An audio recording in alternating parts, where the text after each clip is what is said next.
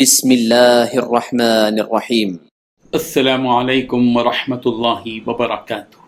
الحمد لولی والصلاة لنبی محمد وآلہ وصحبہ اجمعین، اما بعد۔ حاضرین و ناظرین، یہ درس نمبر 1783 ہے اور آج سورۃ الزمر کی 2 آیتوں کی تلاوت پر تشریح کی جائے گی، آیت نمبر 17 اور 18، 17 and 18۔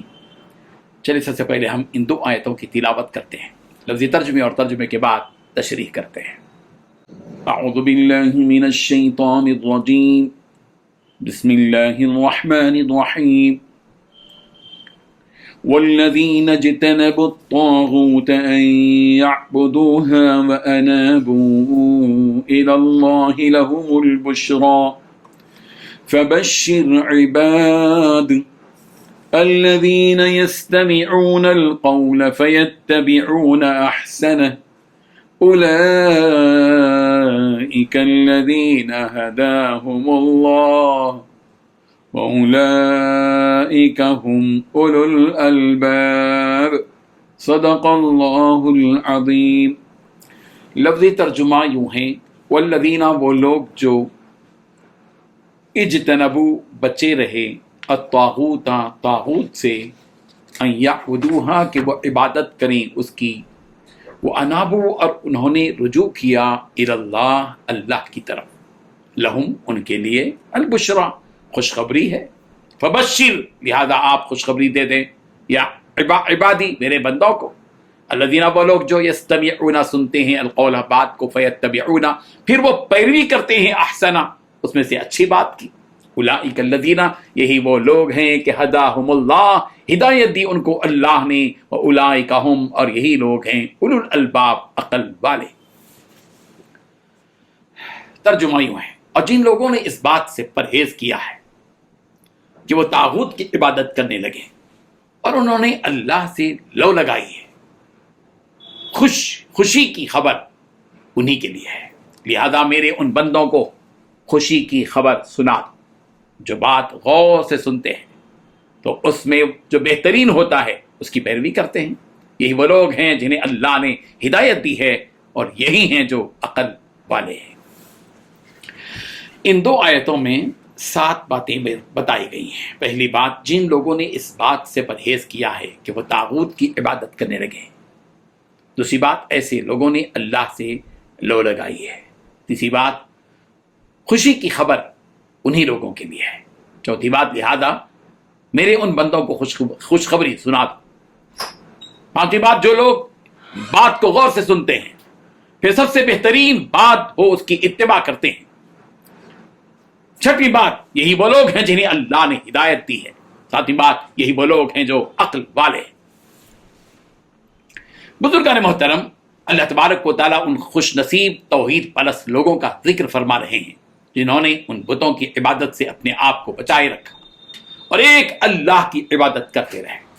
چنانچہ اللہ تبارک و تعالیٰ فرما رہے ہیں کہ جو لوگ شیطان کی عبادت سے بچے رہے اور اپنے آپ کو بت پرستی سے دور رکھا اور صرف اللہ کی جناب عبادت کے ساتھ رجوع کیا، تو ایسے بندوں کے لیے جنت کی نعمتوں کی خوشخبری ہے کہ وہ مزے سے جنت میں رہیں گے۔ طاغوت کا ذکر قرآن مجید کی دیگر آیات میں بھی موجود ہے۔ سورۃ البقرہ کی آیت نمبر 256 میں، فَمَن يَكْفُرْ بِالطَّاغُوتِ وَيُؤْمِن بِاللَّهِ فَقَدِ اسْتَمْسَكَ بِالْعُرْوَةِ الْوُثْقَىٰ لَا انفصام لَهَا وَاللَّهُ سَمِيعٌ عَلِيمٌ۔ جو شخص اللہ کے سوا دوسرے معبودوں کا انکار کرے اور اللہ تبارک و تعالیٰ پر ایمان لائے، اس نے مضبوط کڑے کو تھام لیا جو کبھی نہ ٹوٹے گا، اور اللہ تعالیٰ سننے والا، جاننے والا ہے۔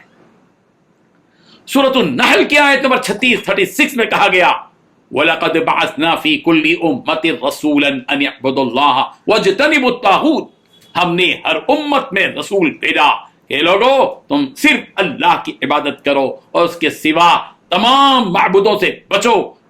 اللہ تعالیٰ فرما رہے ہیں کہ میرے ان بندوں کو خوشخبری سنا دو کہ جنت ان کا ٹھکانہ ہوگا، جو میری کہی ہوئی باتوں کو غور سے سنتے ہیں اور اس پر عمل کرنے کی فکر میں رہتے ہیں اور بہتر سے بہتر انداز میں ان بتائے ہوئے احکامات پر عمل بھی کرتے ہیں۔ ایسے ہی لوگ ان بشارتوں کے مستحق ہیں کہ انہیں جنت کی نعمتوں سے نوازا جائے، اور یہی وہ لوگ ہیں کہ اللہ تعالیٰ نے ان کے اس لگاؤ کو دیکھ کر انہیں ہدایت سے سرفراز فرمایا، اور یہ لوگ عقل والے ہیں کہ انہوں نے اللہ کے بھیجے ہوئے پیغام کو سنا اور سمجھا اور اس میں غور و فکر کیا، تدبر کیا، تب انہیں اس بات کا پتہ چل گیا کہ یہی چیز حق ہے، اس کے علاوہ ساری چیزیں غلط ہیں، بیکار ہیں، لچر ہیں، کچرا ہیں، جھاگ ہیں، اس کے سوا کچھ نہیں۔ لہذا ہمیں اس حق کی اتباع کرنی چاہیے اور ایک اللہ کی عبادت کرنی چاہیے، اور وہ اسی ہدایت کے راستے پر چل پڑے۔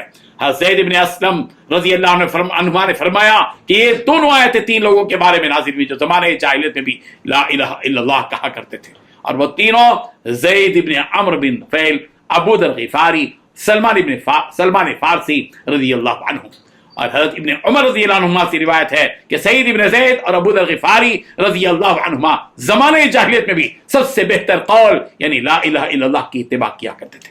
اسی وجہ سے اللہ تعالیٰ نے اپنے نبی سے یہ آیت یستمعون القول فیتبعون احسنہ فرمائی کہ یہ لوگ اللہ کی باتوں کو سنتے ہیں اور ان میں سے جو اچھی چیز ہوتی ہے اس کی اتباع کرتے ہیں۔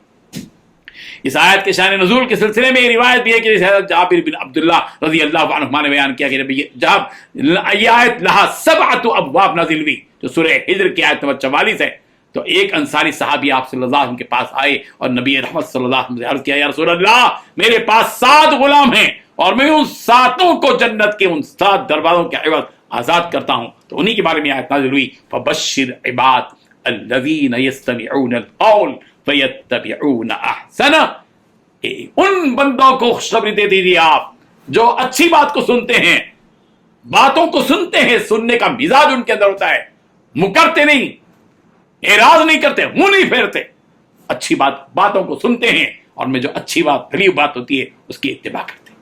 اللہ تعالی ہم سب کو بھی وہ عقل سلیم عطا فرمائے کہ جب بھی ہماری کانوں سے حق بات ٹکرائے، اچھی بات ٹکرائے، ہم اس کی اتباع کریں، من مانی نہیں، نفسانی خواہشات نہیں، پروردگار کے حکموں کی پابندی کریں۔